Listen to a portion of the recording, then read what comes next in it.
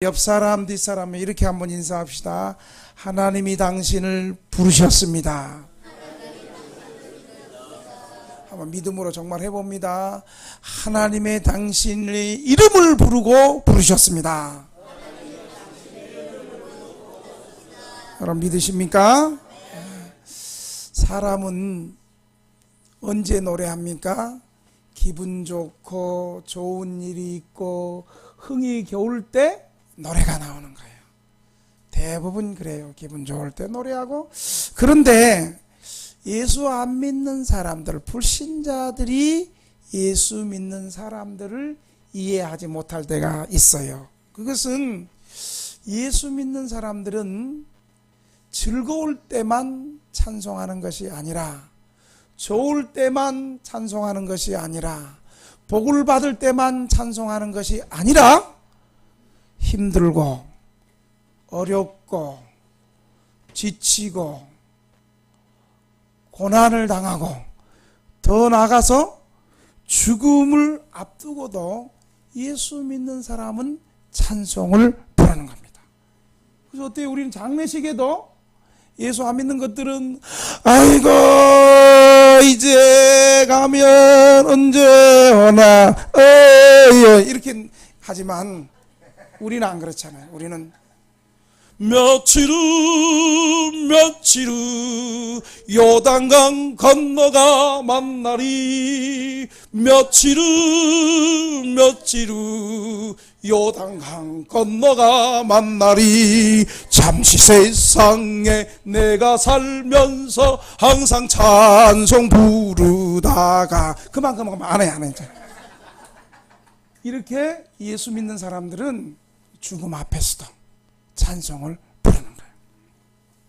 오늘 본문에 사도 바울도 지금 바울이 로마 감옥에 갇혀 있으면서도 제일 먼저 에베소 교회 성도들을 바라볼 때에, 골로새 교회 성도들을 바라볼 때에, 빌레몬 교회 성도를 바라볼 때에, 그 다음 또 한 교회가 뭐요? 에베소서, 빌립보 교회를 생각할 때에 가장 바울이 찬송이 하고 싶었다는 거예요. 몸은 감옥에 있는데 성령께서 사도 바울의 영혼을 강하게 감동시키셔서 감옥이 그를 삼키지 못하고 말이죠. 오히려 하나님의 은혜가 감옥을 이기고 찬송하는 사람으로 만들어줬어요. 그래서 오늘 6절에 보면 그의 은혜의 영광을 찬송하려 하려는 것이라, 12절에도 영광의 찬송이 되게 하려 하심이라, 14절에도 그의 영광을 찬송하려 하심이라. 바울이 로마 감옥에 있었지만 하나님의 은혜와 복음의 능력을 생각할 때에 그는 찬송하리로다. 이렇게 시작합니다. 여러분 3절 한번 읽어볼까요? 3절 같이 시작. 찬송하리로다. 하나님 곧 우리 주 예수 그리스도의 아버지께서 그리스도 안에서 하늘에 속한 모든 신령한 복을 우리에게 주시되. 찬송으로 시작하는, 찬송으로.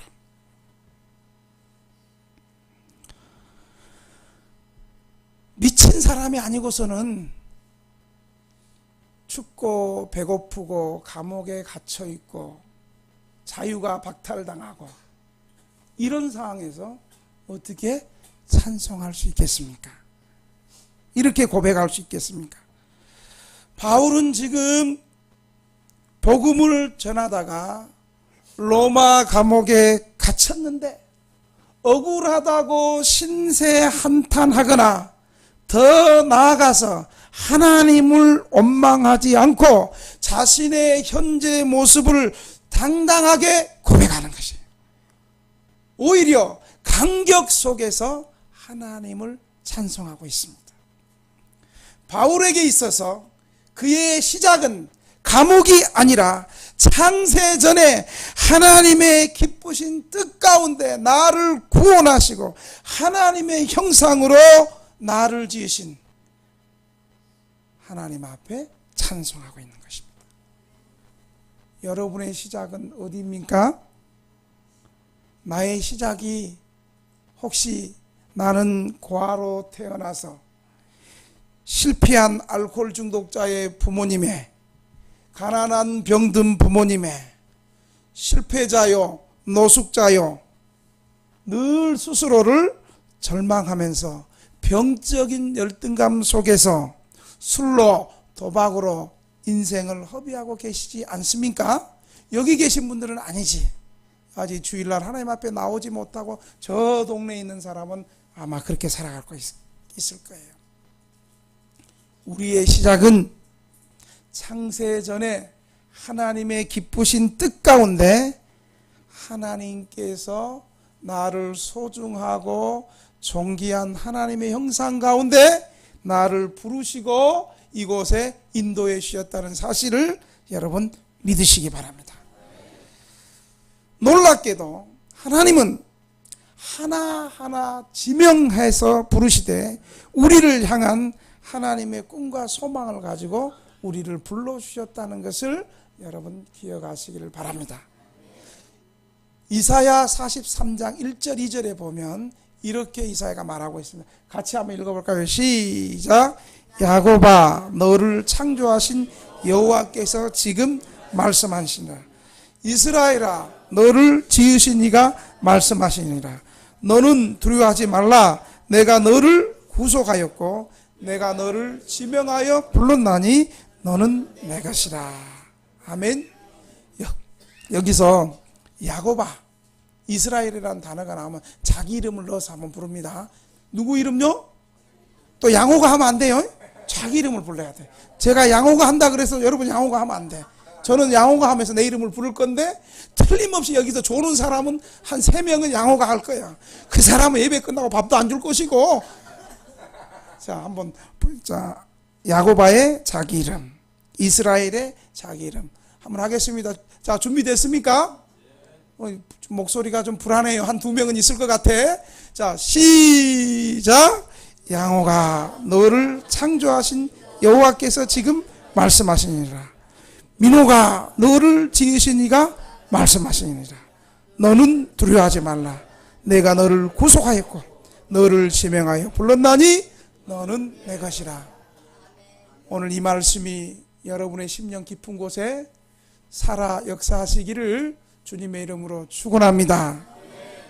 사도 바울은 비록 지금 로마 감옥에 매인 모이지만 에베소 교회를 생각할 때에 에베소 성도들에게 편지를 쓰면서 제일 하고 싶었던 것은 바로 성부 하나님, 성자 예수님, 성령 하나님께서 우리를 구원하시기 위해서 베풀어 주신 놀라운 은혜를 바울은 옥중에서도 찬송하고 있다는 사실을 여러분 기억하시길 바랍니다. 하나님이 바울에게 옥중에 있지만 신령한 복을 주셨는데 바로 이 은혜는 하나님께서 나를 구원해 주신, 선택해 주시고 애정해 주시고 하나님의 백성으로 구원해 주시고 선택해 주시고 은혜 주신 이 은혜에 바울은 찬송하고 있는 거예요. 언제 우리를 구원의 백성으로 선택해 주신가? 첫째로 창세 전에 우리를 구원의 백성으로 선택해 주셨다는 거예요. 여러분 4절 한번 읽어볼까요? 4절 시작. 곧 창세 전에 그리스도 안에서 우리를 택하사 우리로 사랑 안에서 그 앞에 거룩하고 흠이 없게 하시려고. 우리가 구원받은 시기가 내가 예수 믿고 교회 나오는 시점부터가 아니라 우리를 향한 하나님의 구원의 계획은 오늘 보니까 언제라고 그래요? 곧 창세전에. 창세전에 하나님이 우리를 부르시고 선택하신 하나님의 사랑의 계획의 결과를 우리에게 말해주고 있는 거예요.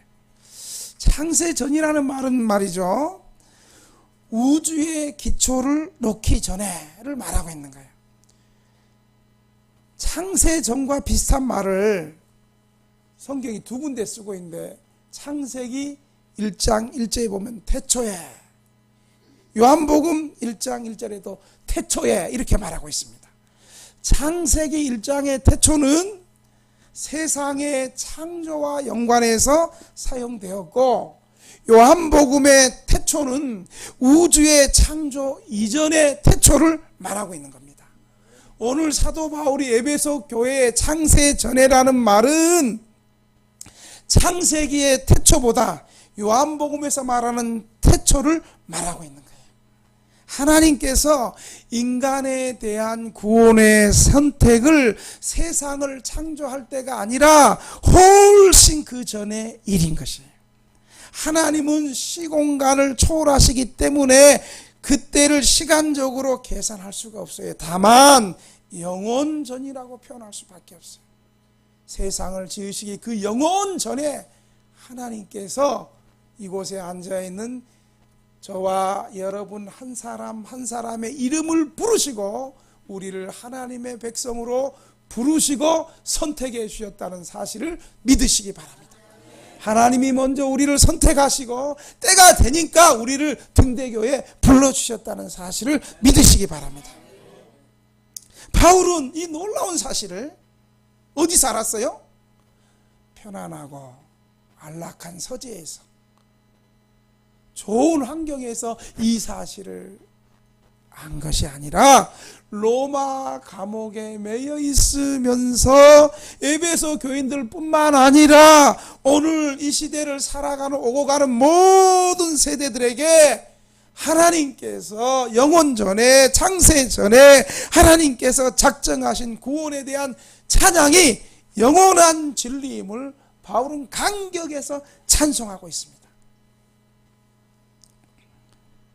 우리가 하나님의 자녀가 되어 구원받은 천국 백성으로 선택되었다는 사실은 우리가 태어나기 전에 10년 전에 100년 전도 아닌 창세 전에 이루어진 것이 믿어져서 오늘 여기 앉아있는 줄로 믿습니다.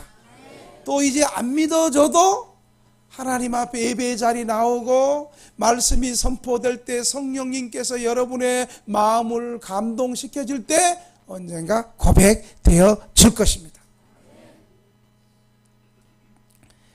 이 사실을 중요시 여겨야 될 이유는 하나님께서 창세전에 우리를 선택하시고 구원받는 백성으로 작정하시고 그 작정을 우리 사는 역사 속에서 이루시겠다고 약속하시고 그 모든 것을 다 동원했다가 우리에게는 등대교회를 미리 예비시켜 주시고 등대교회 예수 믿는 사람들을 미리 준비시켜 주시고 먼저 믿는 사람들의 전도를 준비시키시고 목사님의 전도를 준비시키셨다가 우리 인생의 가장 적당한 시기에, 이 적당한 시기는 내가 볼 때 적당한 시기가 아니라 하나님 보시기에 가장 적당한 시기에, 인간적으로 볼 때는 우리가 쪽방으로 몰려왔고 더 나아가서는 노숙에 몰려왔을 때, 그러나 하나님이 보실 때는 그때가 가장 적당한 시기에 우리를 부르시고 이곳까지 하나님의 백성으로 불러주셨다는 사실을 여러분 기억하시길 바랍니다. 우리가 뭐 부자 되고 돈 있고 잘 살면 예수 믿었겠어요? 어디 보니까 여기 딱 보니까 돈 많고 높은 자리에 있고 그러면 나부터 예수 안 믿었을 것 같아. 하나님께서 이것도 다 아시고 슬픈 환경에 있는 것 같고 어려운 환경에 있는 것 같지만 하나님께서 우리를 가장 적당한 시기에 하나님이 선택하시고 불러주셨다는 사실을 믿으시기 바랍니다. 그러므로 우리의 존재를 우리는 새롭게 좀 깨달아야 돼요. 나라는 존재가 창세 전에, 이 세상을 만들기 전에 하나님이 나를 선택하시고 불러주셨다는 사실 앞에서 내가 얼마나 존귀하고 소중한 존재인가를 깨달아야 하는 거예요. 아멘? 그래서 우리는 대충대충 살다가, 쪽방에서 대충대충 살다가, 노숙하면서 대충대충 살다가 소리 없이 사라져야 될 인생이 아니라 하나님이 창세 전에 나를 구원의 백성으로 선택하여 주시고, 그리고 때가 되니까 부르신 하나님의 분명하신 뜻과 목적 속에서 하나님이 부르시는 소중한 인생임을 여러분 믿으시기 바랍니다. 여러분 이거 믿으셔야 돼요. 이게 혹 지금 믿어지는 사람도 있지만 지금 안 믿어지는 사람도 하나님이 때가 되면 믿게 하실 줄로 여러분 기억하시길 바랍니다. 여러분 우리 옆 사람에게 한번 얼굴을 보면서 믿음으로 한번 정말 선포해 봅시다. 당신은 창세전에 하나님이 선택하시고 오늘 불러주셨습니다. 한꺼번에 다 시키면 못할 거죠? 그냥 아멘 할 거죠? 여러분 한번 서로 눈빛을, 사랑의 눈빛을 한번 보세요. 한번 이렇게 합시다. 당신의 눈동자를 보니 주님의 얼굴을 뵙는 것 같습니다. 근데 한 두 사람은 이렇게 말하는 것 같아. 저 뒤에 있는 사람하고 저 안에 있는 사람이 당신의 눈동자를 보니 썩은 동태 눈가를 보는 것 같습니다. 이렇게 말하는 것 같아요. 그렇게 말하지 말고 정말 하나님이 나를 창세전에 말이죠. 나보다 잘나고 똑똑하고 부유하고 가진 사람들 많이 있는데 그 중에서 나를 창세전에 나를 선택하고 부르셨다는 게 얼마나 영광스러워요. 안 그래요? 그렇죠? 그러니까 다시 한번 봅시다. 다시 한번 얼굴을 마주보며 특히 눈동자를 마주보는데 째려보지 말고 축복하는 눈으로 이렇게 한번 봅시다. 당신의 눈동자를 보니 주님의 얼굴을 뵙는 것 같습니다. 아멘. 예. 여러분 우리 주님은 여기 계신 모든 성도들의 형편과 사정과 염려를 다 아시고 우리를 불러주셨다는 것을 기억하시기 바랍니다. 그러므로 나를 선택하시고 부르신 우리 하나님 앞에 우리가 할 것은 믿음으로 우리의 모든 형편을, 모든 짐을 다 맡기고 하나님을 의지하고 살아갈 때에 나를 향하신 하나님의 부르심과 선택하심을 확실하게 깨닫고 믿어줄 수 있다는 사실을 여러분 기억하시길 바랍니다. 그래서 우리는 이제는 최소한 이제는 우리의 구원이 창세전에 기쁘신 뜻 가운데 하나님이 선택하시고 때가 되며 불러주셨다는 것을 믿고 우린 최소한 세 가지 확신을 가져야 돼요. 첫째, 어떤 확신을 가져야 되느냐? 구원의 안정성을 가져야 돼요. 내가 받은 구원이 우연히 이루어진 것이 아니고 창세전에 하나님이 그 기쁘신 뜻 가운데 영원전에 나를 선택하시고 하나님의 애정 속에서 불러주셨으니까 나의 구원이 위태롭거나 나의 구원이 유실될 위험과 염려가 없다는 것을 믿으시기 바랍니다. 내가 믿음이 좋아서 구원받은 것이 아니라 나는 원래 믿음이 없는 악한 죄인이었는데 그런 나를 하나님이 택하시고 때가 되며 불러서 예수 그리스도의 십자가의 보혈로 깨끗이 씻어주셔서 성령께서 또 우리의 마음을 감동하셔서 우리가 예수 믿고 구원받은 하나님의 백성이 된 줄로 믿고 안정감을 가지시기를 바랍니다. 두 번째로는 어떤 확신을 가져야 되냐면 뭐일까요? 감사해야 돼.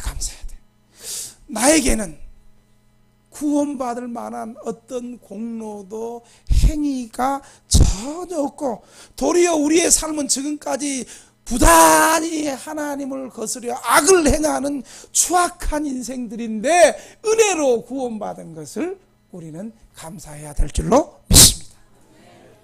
그 다음 세 번째는 어떤 마음을 가져야 되는가? 송구스러운 마음과 겸손한 태도를 가져야 돼요. 나도 남들과 같이 혹은 그 이상의 죄인인데 주님께서 특별히 나를 돌아보셔서 선택하고 불러주셨어. 여러분 우리 가깝게 우리 쪽방에 330명이 있어. 그 가운데 우리 90명 하나님이 불러서 우리보다 교회 안 나와도 예수 안 믿어도 우리보다 더 정직하게 살고 우리보다 더 깨끗하게 살고 예수 안 믿어도 우리보다 더 진실하게 살고 예수 안 믿어도 우리보다 더 의롭게 사는 사람 많이 있잖아요. 그 사람들에 비하면 우리의 도덕성이나 윤리성도 뭐 따라갈 수가 없는데 그럼에도 불구하고 주님께서 특별히 나를 돌봐 주셔서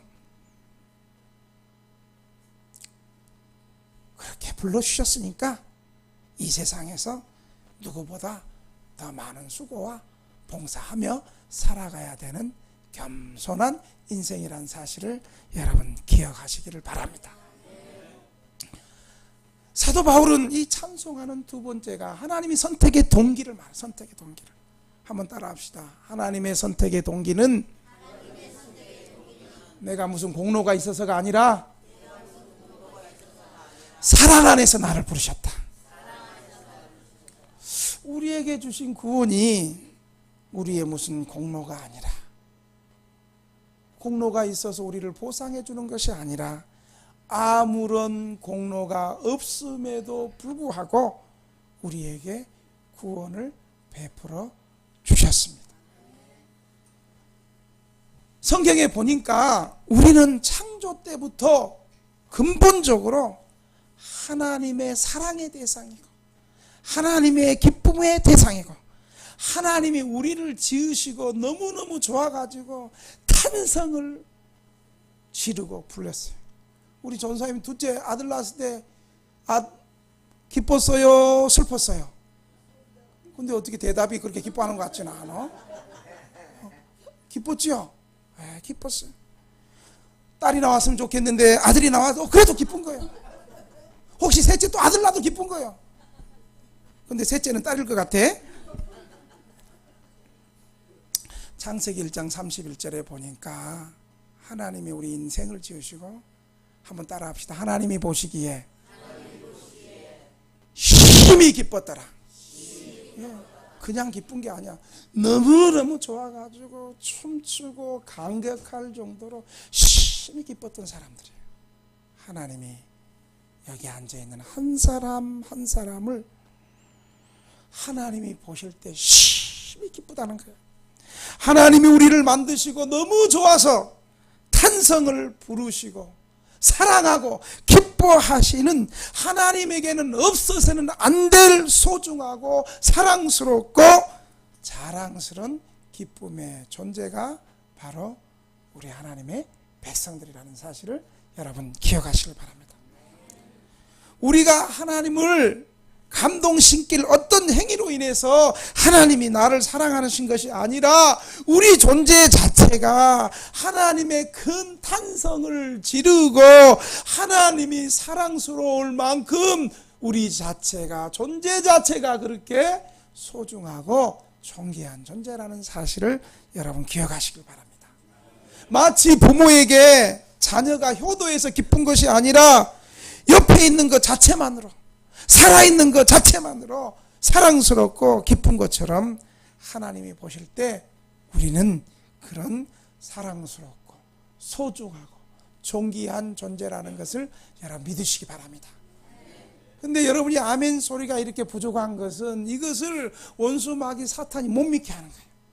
우리의 환경, 우리의 상대하는 사람들, 우리의 마음에 상처를 주고 낙심을 줘서 이런 하나님의 크신 그 사랑을 믿지 못하게 마음의 상처와 좌절과 절망을 원수 마귀가 자꾸만 하나님께 떠나가게 자꾸만 도전하고 우리에게 시비를 거는 거예요. 그럴 때마다 하나님이 나를 보실 때 하나님이 나를 지으시고 심히 좋았더라고 하나님께서 말씀하신 존재인데 예수님께서 나를 위해서 십자가에서 죽어줄 만큼 나는 하나님 앞에 이렇게 소중한 존재인데 나는 여전히 부족하고 여전히 연약하지만 우리 하나님은 더욱더 나를 사랑하는데 내가 그런 유혹에 절망하고 낙심해서 살아가야 되겠는가? 나를 절망케 하고 낙심케 하는 모든 악한 생각은 예수 이름으로 떠나가라! 이렇게 선포할 수 있어야 돼. 하나님의 말씀에 약속의 근거를 붙들고 그냥 하는 소리가 아니에요. 하나님의 약속의 말씀을 붙들고. 스바야 3장 17절은 이렇게 말하고 있어요. 같이 한번 읽겠습니다. 시작. 너희 하나님 여호와가 너희 가운데 계시니 그는 구원을 베푸실 전능자시라. 그가 너로 말미암아 기쁨을 이기지 못하시며 너를 잠잠히 사랑하시며 너로 말미암아 즐거이 부르며 기뻐하시리라 하리라. 너의 하나님 여호와가 너희 가운데 계시니 너는 구원을 베푸실 전능자시라.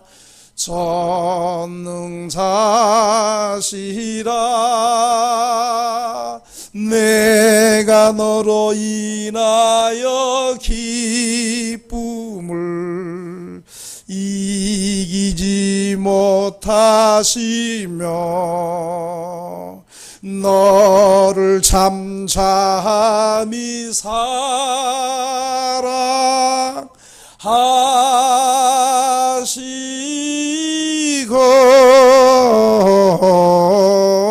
즐거이 부르며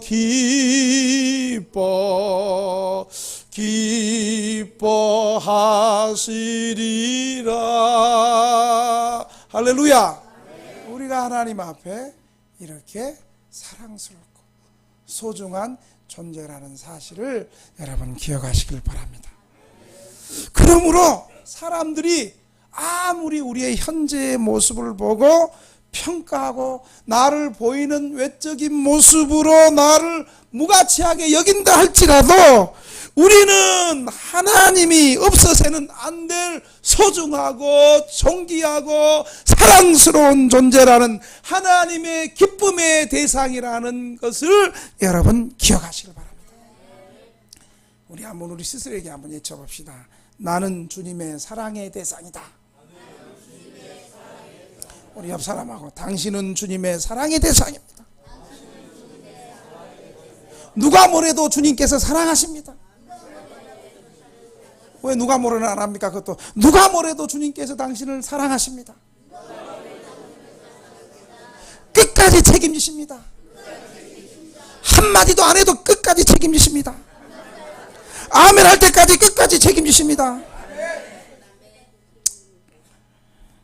그리고 주님께서는 이러한 나와 사랑 안에서 교제하시기를 원하시는 거예요. 하나님이 하늘에 있는 천군 천사와 교제하기를 원하는 것이 아니라 저와 여러분 창세전에 선택한 하나님의 백성된 저와 여러분에게 사랑의 교제를 하기를 원하십니다. 여러분 친구 아무나 사귀어요? 어떤 사람 친구하고 싶어요? 내 모습을 이해하고 내 형편이 어떻든 내가 가진 것이 없든 내가 남에게 욕을 먹든 참 친구는 어때요? 나를 이해하고 나를 받아주고. 여러분 그런 친구 사귀고 싶지 않아요? 맨날 내 욕하고 너는 그거밖에 못하냐, 너는 수준이 안 돼서 안 돼, 이런 사람하고 친구하고 싶어요? 우리를 정죄하고? 하나님이 그렇다니까. 우리를 향해서 하나님이 교제에 손을 내놓고 천군 천사도 아니요, 바로 구원받은 저와 여러분에게 오늘도 교제에 손을 내밀고. 이 교제 시간이 언제예요? 바로 따라합시다. 예배 시간, 기도하는 시간, 찬양하는 시간, 말씀 배우는 시간, 내가 있는 모든 삶의 현장. 할렐루야. 이 시간에 하나님이 우리를 만나주시고 교제하시길 원하시고 사랑으로 붙잡아 주신다는 사실을 믿으시길 바랍니다.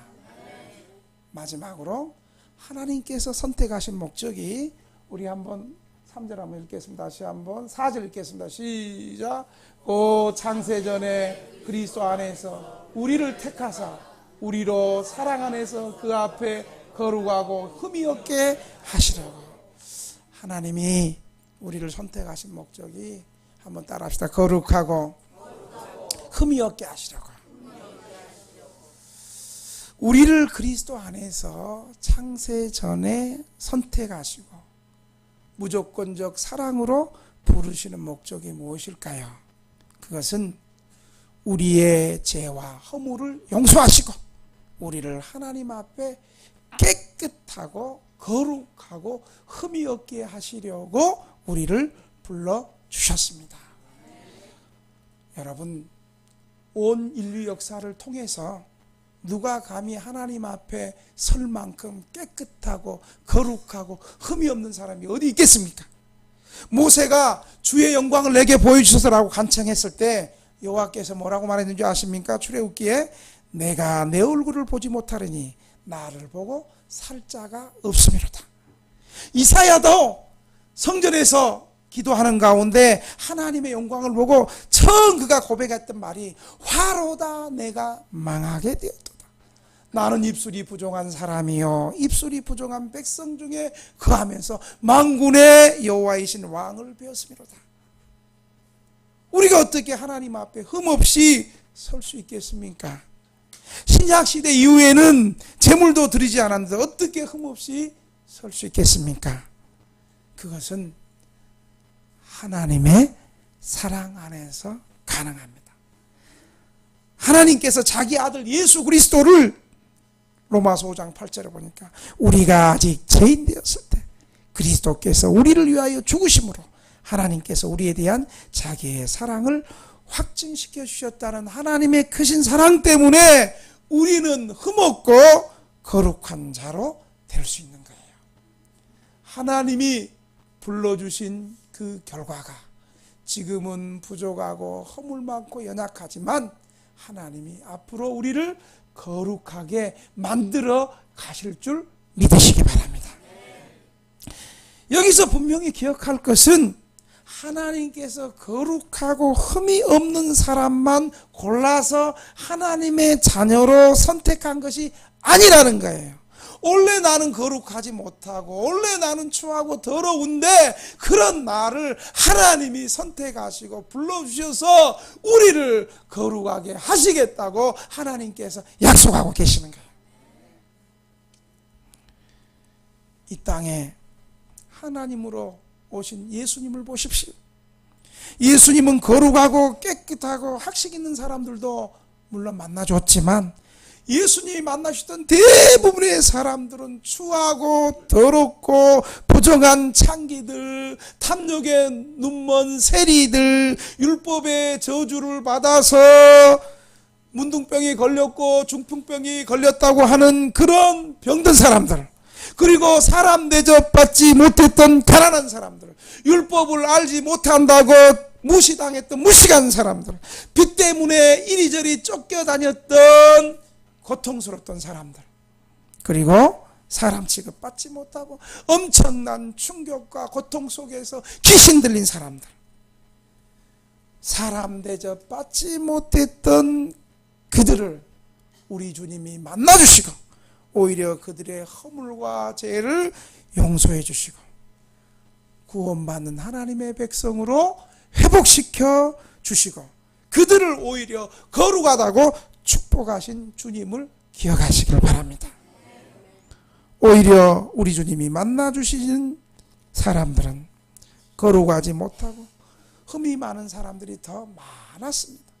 그런데 그런 사람을 우리 주님께서 부르셔서 제자 삼으시고 그들을 아름답게 훈련시켜서 하나님 나라의 주인공으로 사용하셨다는 사실을 여러분 믿으시기 바랍니다.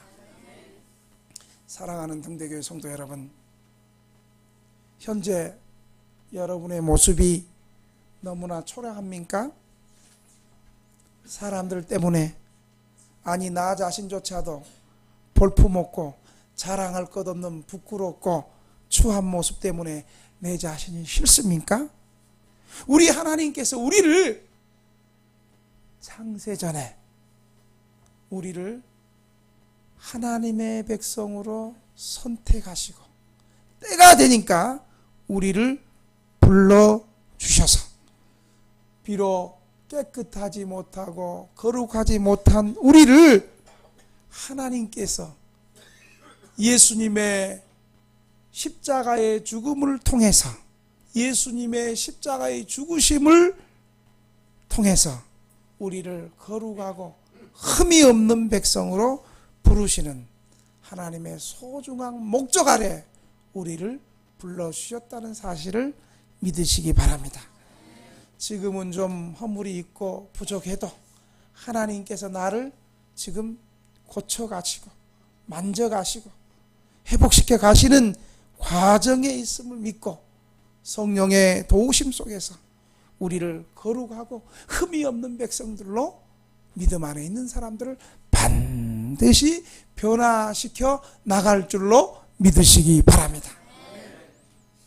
이 사랑의 부르심의 목적을 끝까지 믿고 믿음으로 살아가는 저와 여러분이 되시기를 주님의 이름으로 축원합니다. 우리 이 시간 말씀을 생각하면서 우리 통성으로 한번 3분 동안만 한번 기도합시다. 하나님, 나는 부족하고 허물이 많음에도 불구하고 하나님이 창세전에 나를 택하시고 불러주신 은혜 감사합니다. 나는 아무 공로 없고 자랑할 것이 없는데 하나님 나를 구원해 주신 것을 감사합니다. 하나님, 이제 나를 하나님 거룩하고 흠이 없게 불러주셨사오니 이제 나도 믿음으로 하나님 거룩한 백성으로 살아갈 수 있도록 도와주시옵소서. 나를 이 하나님 수많은 사람들 가운데 나를 하나님이 부르신 이 사랑 가운데 이제 감사하며 바울처럼 기쁨 가운데 복음 전하며 살아가는 믿음의 사람들로 축복해 달라고 주님 한번 부르고 통성으로 우리 3분 동안 기도합니다.